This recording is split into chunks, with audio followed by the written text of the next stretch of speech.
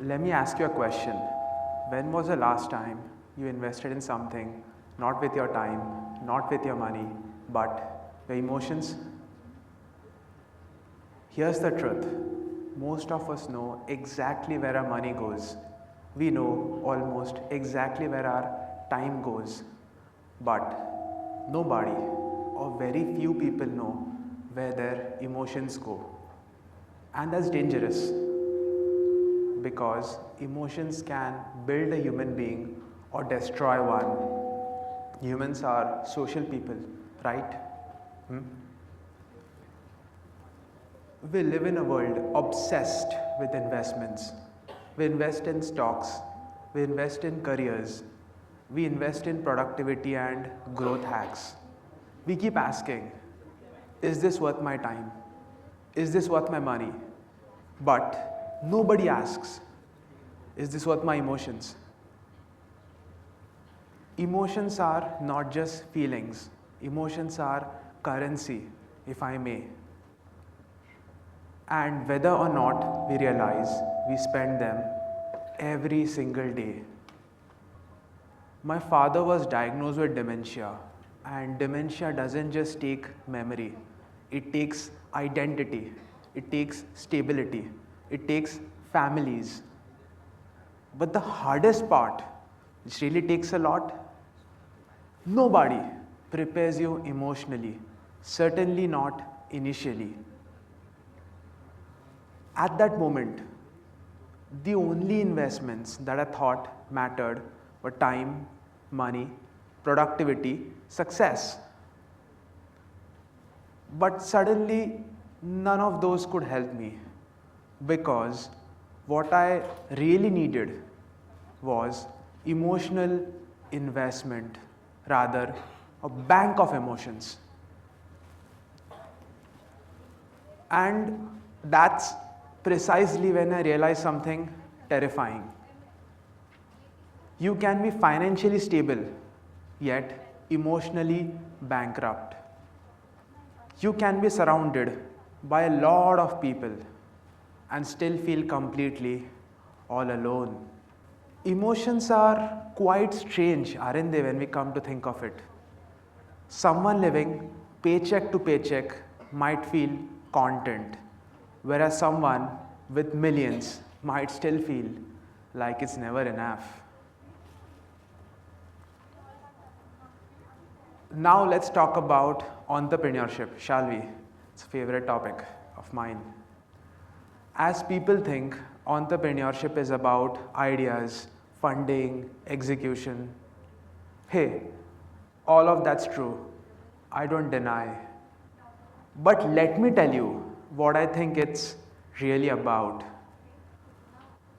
Entrepreneurship is emotional exposure, emotional resilience, if I may. It is waking up early in fear. It is smiling in meetings while breaking inside.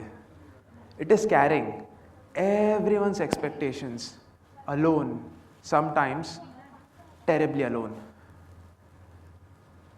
Founders don't just build companies, they build them with their nervous system, with their sleep, with their mental health, with their relationships and emotions. As a founder, I learned a very brutal lesson. The higher I tried to climb, the lonelier it got. And very few people talk about founders' loneliness. Nobody talks about imposter syndrome. Almost nobody talks about burnout. Because the world loves watching the highlight reel but ignores the human being. You know why I love the movie Spider Man 2 the most? It highlights the supremely tough as well as the poignant side of the main superhero, the true protagonist, and that relates very, very well with my life. Similar to Peter Parker, I was trying to live both the lives at once, caregiver at home, found outside, trying to build something meaningful while emotionally collapsing completely. That's exactly when I understood the biggest startup problem is not business, it's emotional bankruptcy. Your emotions are gone and you are depleted even before you can blink your eyes. And let me be honest, there was a moment in my life when I wasn't just tired, I was emotionally disappearing. Life kept demanding, responsibilities started piling up, and somewhere along the way, I stopped checking in myself. I remember sitting alone one night in complete silence and feeling something terrifying. I wasn't sad, I wasn't angry either, I was just numb. Everyone expected strength. No one asked how I was holding all of it. Sometimes I feel the hardest part of being strong is people assume you do not need support, and that's sad. That night I felt just human, overwhelmed but completely alone. That's when I recognized if you don't invest in your emotional world wisely, everything else will eventually collapse. My work is in teleneurology and teleneurorehabilitation. It didn't begin as a business plan, it began as a personal wound. It began with a son watching his father suffer as the world is unprepared or underprepared. This mission exists because of emotional investment. Because at some point, I stopped asking, how do I continue?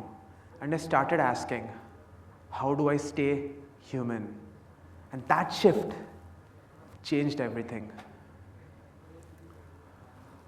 Let me tell you something simple. The biggest, or rather the most important investments in your life are not in your bank account. I'm wrong, right? I'm definitely wrong. No, I'm not. I'm absolutely not.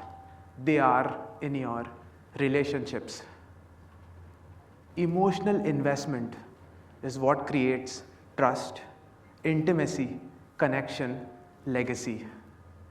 These are truly priceless. Let's think about them for a minute, shall we? When life breaks you, money cannot hold you completely. Time cannot hold you. Only people can. Let me go a step further. Only emotional bonds can. So I ask, what or even who holds you when you fall? All that's good, but what are the risks or challenges with emotional investment, which is a very common question? The biggest risk of emotional investment is vulnerability because it's scary. What if I care too much? What if I get hurt? What if things absolutely do not go according to my plan? So, what do? We protect ourselves. We stay in the emotionally safe zone, but safe is lonely, and loneliness, as we know, is expensive. It costs you love, it costs you peace, it costs you life, sadly. So it's about time we stop treating emotions as weakness or weaknesses, start valuing emotional investment. So tonight, when you go home, do not just ask, where did my time go? Do not just ask, where did my money go?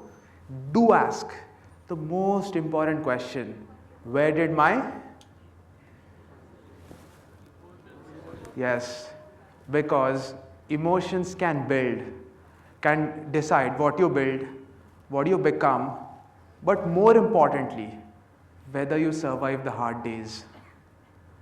And maybe that's why this topic matters so much to me. And maybe that's why that's what it is all about. Questioning the obvious assumption that emotions are just reactions, when in reality, they are investments shaping our entire lives. When I speak from my heart. And when I write my heart out.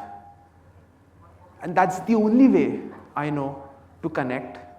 And that's how I believe I connect with everyone's hearts.